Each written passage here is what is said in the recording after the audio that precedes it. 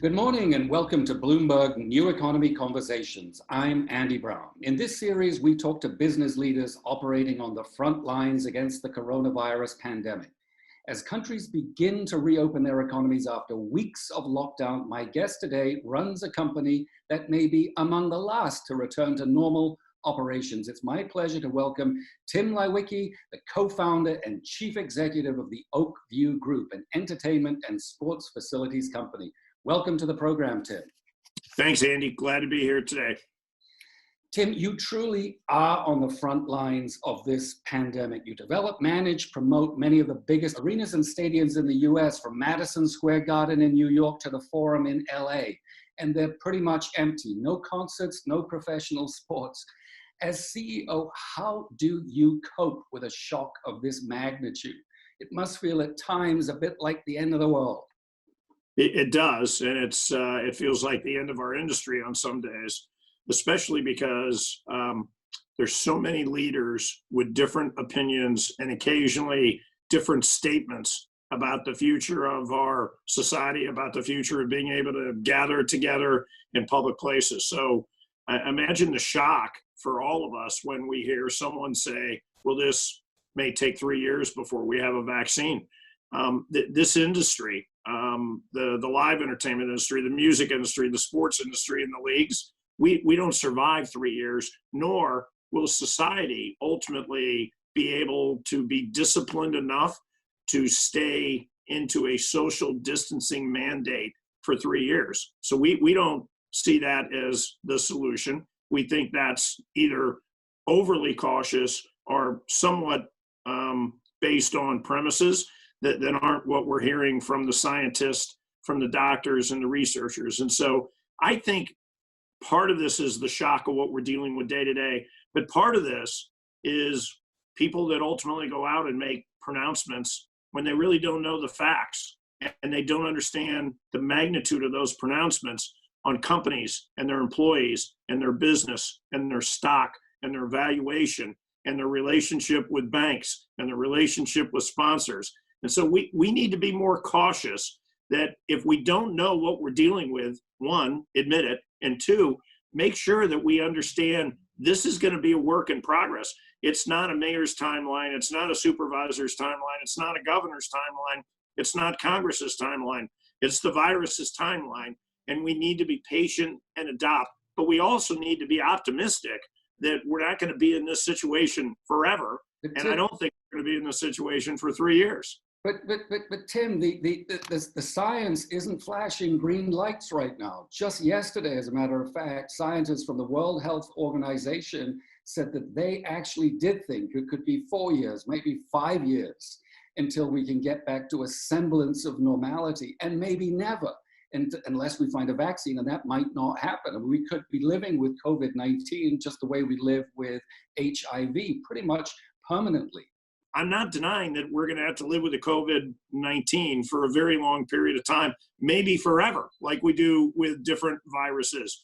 But I think we could box it, we could contain it. And so the question is, in the initial term, can we take the 3 T's? Can we take testing? Can we take tracking? And could we take treatment and ultimately get to a point where understanding that 0.2% of our population is unfortunately affected by this? Can we take the rest? And could there be some good news that once you have this, you're immune for some period of time? And within that, begin to open up our society so that we're not in this deep, dark winter that some like to talk about. So let's admit, some days the scientists are to the left, some days the scientists are to the right.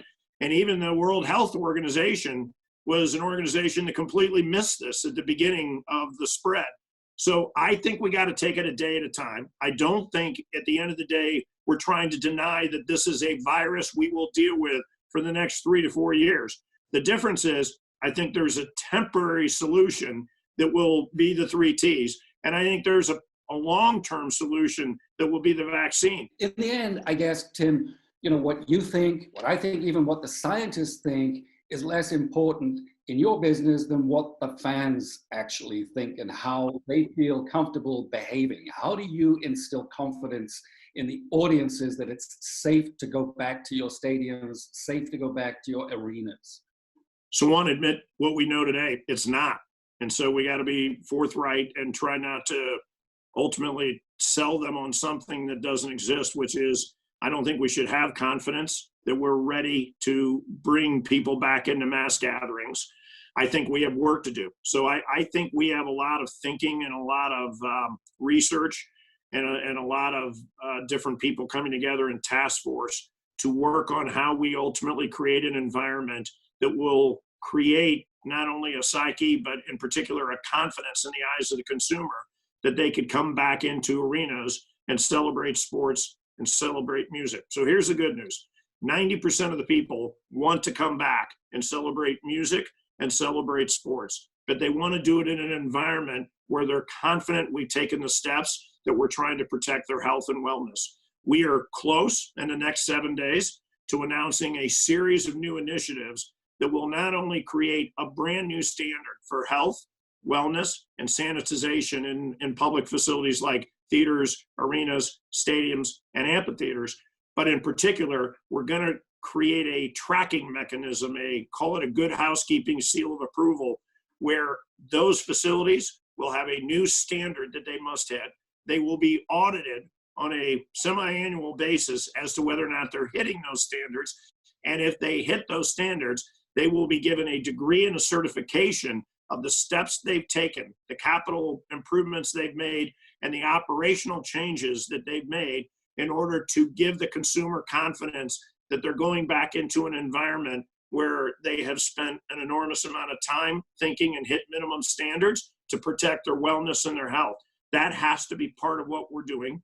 But we also have to be very attuned to the scientists and the doctors that are ultimately going to tell us when we go from a temporary social distancing solution to a solution where we could be more broad in our ability to open up our doors for the masses and encourage people to come into our arenas under these new sanitization methods and make sure that they're safe and they're sound.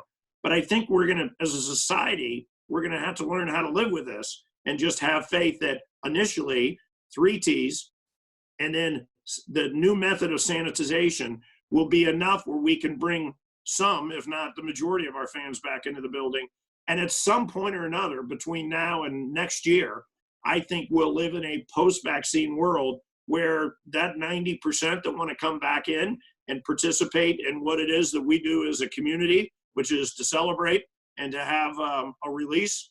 I think 90% of the people will be comfortable coming back into our buildings based on the steps we've taken on sanitization, as well as what we've been able to accomplish within our country and worldwide on the vaccine.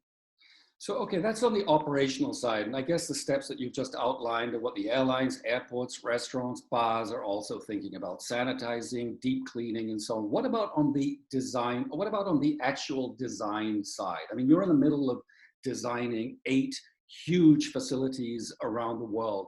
Are you rethinking the layout in any way, the configuration of stands to accommodate social distancing, just in case your optimistic prediction doesn't quite work out and social distancing is protracted? Yeah, so we're spending over $4 billion. So we're building new arenas in Seattle, new arenas in New York, and Austin, and Southern California, and Manchester, and Milan, and another 6 on the table. And by the way, we're progressing very in a positive way towards the next 6. But yes, we're taking steps to think through things like payless systems. So no one's going to want to go to a counter and be able to sit there with another person and have them scoop up their food and hand the food to them in a basket. They're going to be cautious about the pretzel and the popcorn and the hot dog and the hamburger.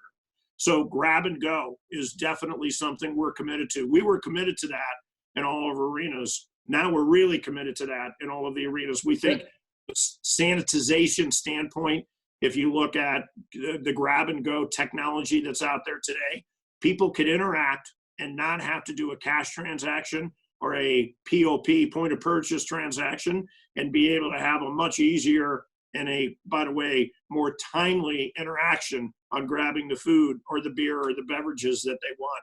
So It- we it- are thinking through that.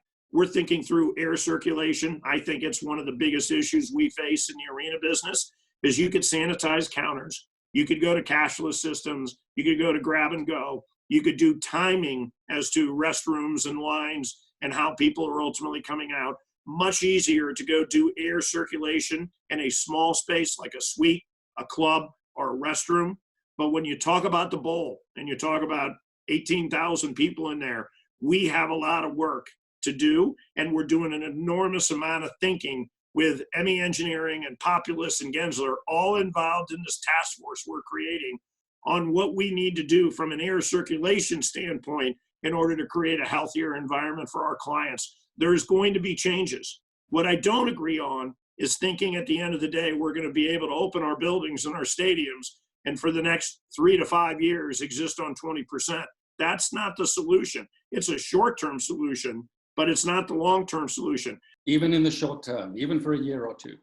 No, I personally think what you're going to see is what Michael Rapino, who I think has done a phenomenal job as a whole with the company Live Nation, but in particular during this crisis. The tours are moving to next year, second half of next year, and 2022.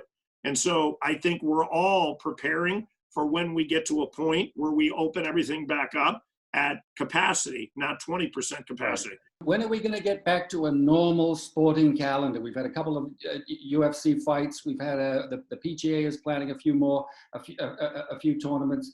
When do we get baseball? When do we get basketball? What about the football season?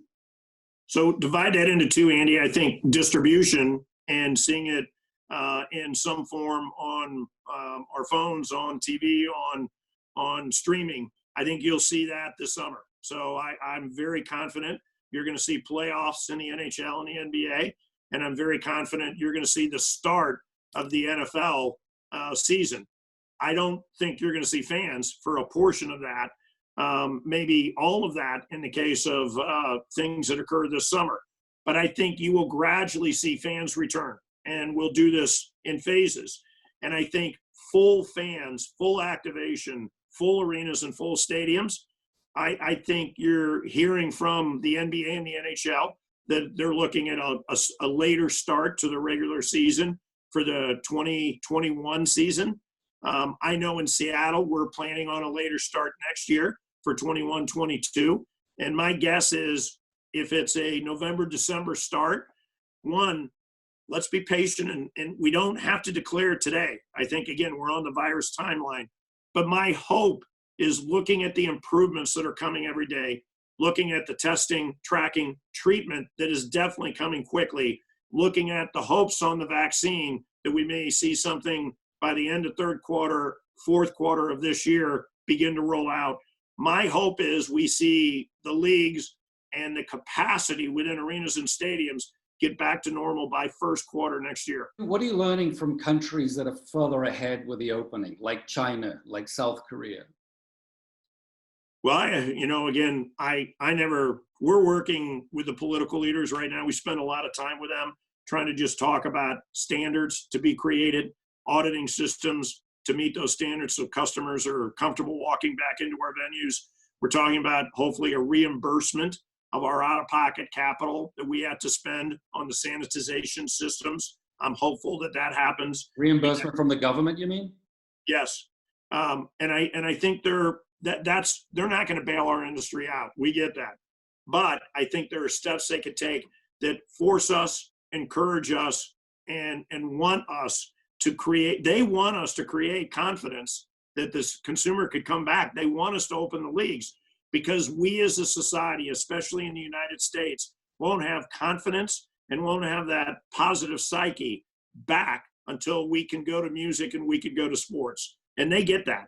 So they are trying to find ways to help us with the hundreds and hundreds of millions of dollars we're going to have to spend to either take existing facilities and renovate them or build into new facilities the new standards and new steps that we're going to have to take on sanitization. And How do you that will help you on. Don't ask us to bail you out, but we'll help you on that second part.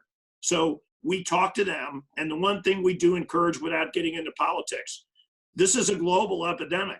So simple math, it's going to take a global solution. So anyone that thinks we stop talking to everybody, or we leave all the organizations that are out there trying to have a global conversation on how we solve this, we have a lot of smart people in this country, but we're not the only smart people. And so I think talking to South Korea and Japan and Singapore and China and the UK and Germany, where they're making huge strides on not just treatment and testing, but in particular the vaccine. Don't be isolated when it comes to an epidemic or a pandemic that is not an isolated pandemic. My last question to you is this: however things pan out, the next couple of years are going to be tough for you. As a CEO, what keeps you going? What are the habits? What are the mental attitudes that you're relying on to pull through right now? So first of all, I'm proud at OVG. We didn't lay anybody off, didn't ask anyone to take haircuts here. So we're plowing straight ahead. I think it was important to treat everyone well during this. I want them to feel a sense of family and a sense of hope. Second of all, the thing I'd say is, I could turn on the news any day and see the negative headlines. I get it. We got to get away from thinking at the end of the day we can't, and start understanding we're the greatest civilization on the face of the earth. We can, and we just have to figure this out. It doesn't mean that we have to close our eyes to the pain that we currently are feeling and exploring and having to deal with. But I believe we have the smartest people, and by the way, the Gates Foundation is one of them, working on this. We will solve this. We will get the better of this eventually. And I think in the near future, we will return to our sense of normal. It'll never be the same, but it will be close to where we were, because we've always overcome everything. When we had 9/11, the next week after 9/11, surveys came out, and the majority of people in this country said they'd never fly again. And I get that. We just had the greatest 10 years ever in the history of the aviation industry. Now we got to get them back on their feet. We got to roll up our sleeves and go tackle this. We can't sit back and ultimately throw our arms up in the air. And I refuse to believe those that say it's 4 years before we find a solution. We're better than that. We're smarter than that. We're more determined than that. We will figure this out, and we will figure this out in the near future. Use that every morning and get up and let that motivate you. Do not ignore the fact of the pain we've seen and those that have suffered the consequences of this, but let that challenge us to make sure. I refuse to accept that the virus ultimately is going to dictate the rest of my life, my company's life, or my customer's life. We're going to have to get on top of this, and we will. Tim Leiweke, thank you for being with us. Thanks, Andy. Appreciate it. Stay safe.